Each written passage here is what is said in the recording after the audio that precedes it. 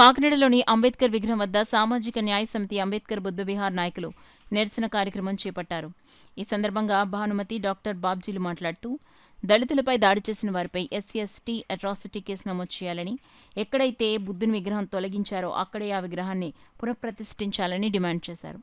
ఈ కార్యక్రమంలో Aithabathula Rameshwar Rao, ఎస్సీ/ఎస్టీ employees association అధ్యక్షులు ఎం సుబ్బారావు, జనచైతన్య మండల వ్యవస్థాపక అధ్యక్షులు పావన ప్రసాద్, కుల వివక్ష పోరాట సమితి బాధ్యులు రాజశేఖర్, వివిధ ప్రజాసంఘ నాయకులు తుమ్మల నూకరాజు, పిఎస్ఆర్ ప్రసాద్, కామరాజు, కుమార్ బాబు, మౌర్య, చంద్రరావు, రాఘవులు, జయదేవ్, రామారావు తదితరులు పాల్గొన్నారు. ఈ భారతదేశం ఆత్మహత్య చేసుకుందని నొక్కానిచ్చాడు, అయినా కళ్ళు తెరవడం లేదు.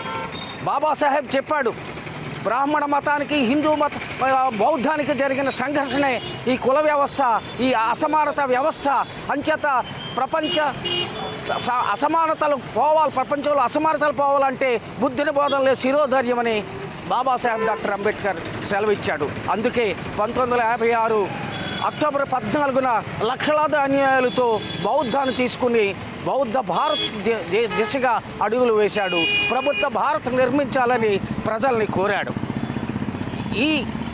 ఈ పరిణామాన్ని చూస్తుంటే ఏమనిపిస్తుందంటే, ఈ దేశంలో హిందూవాదులే, హిందూ మతమే మనుగడ సాధించాలని, అన్య మతస్థులు మనుగడ సాధించకూడదని, అన్య మతాలు నాశనం కావాలని కోరుకుంటూ కంకణ కట్టుకుని విషాన్ని కక్కుతూ దాడులు చేస్తూ విగ్రహాలను ధ్వంసం చేస్తూ భావజాలను నశింపచేస్తూ ముందుకు సాగుతున్న ఆర్ఎస్ఎస్, విశ్వ హిందూ, బజరంగ్ దళ్ మూకలంతటినీ మేము తీవ్రంగా వాళ్ళ చర్యలని ఖండిస్తున్నాం.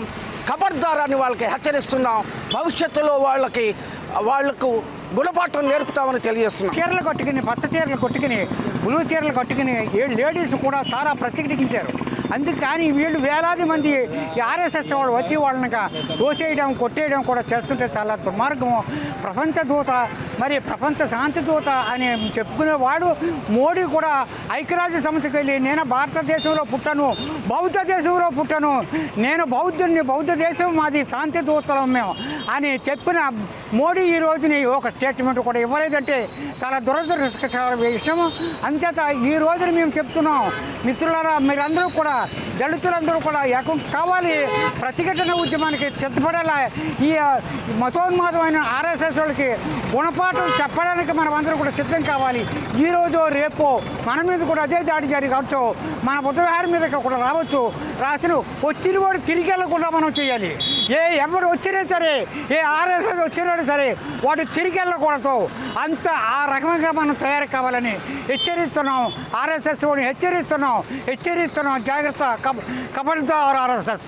విగ్రహం తొలగించటం, అంతేకాకుండా అక్కడ మహిళలని చూడకుండా, అక్కడ ముసలి వాళ్ళని, పిల్లలని చూడకుండా అమానుష్యంగా వాళ్ళని దాడి చేయటం, పోలీసు వాళ్ళు కూడా ఆ చర్యను ఖండించకుండా వాళ్ళ పక్షాన్ని నిలబడడం, అక్కడ అధికారుల నిర్లక్ష్య వైఖరి, ఇవన్నీ చూస్తూ ఉంటే ఇక్కడ ఈ ప్రజాస్వామ్య దేశంలో, ఈ లౌకిక దేశంలో మరి ఈ ప్రభుత్వాలు కానీ, లేకపోతే హిందూ మతోన్మాదాలు కానీ మరి ఇలాంటి దాడులు చేస్తూ ఉంటే ఇక్కడ ఉన్నటువంటి దళిత బహుజనులు ముక్తకంఠంతో ముందుకొచ్చి ఉద్యమాలని మేము ఉధృతం చేస్తామని, దీన్ని ఇక్కడ ఉన్నటువంటి స్థానికంగా ఉన్నటువంటి అంబేద్కర్ బుద్ధవిహార్ సభ్యులు, అదేవిధంగా భారతీయ బౌద్ధ మహాసభ సభ్యులు, జనచైతన్య మండలి సభ్యులు, ప్రజా సంఘాల వాళ్ళు ఇక్కడ మేము దీన్ని తీవ్రంగా ఖండిస్తూ ఉన్నాం.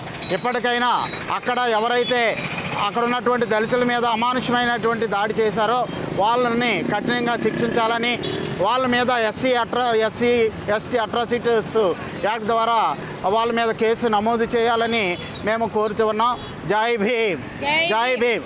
అంబేద్కర్ ఆలోచన విధానమే ఇది.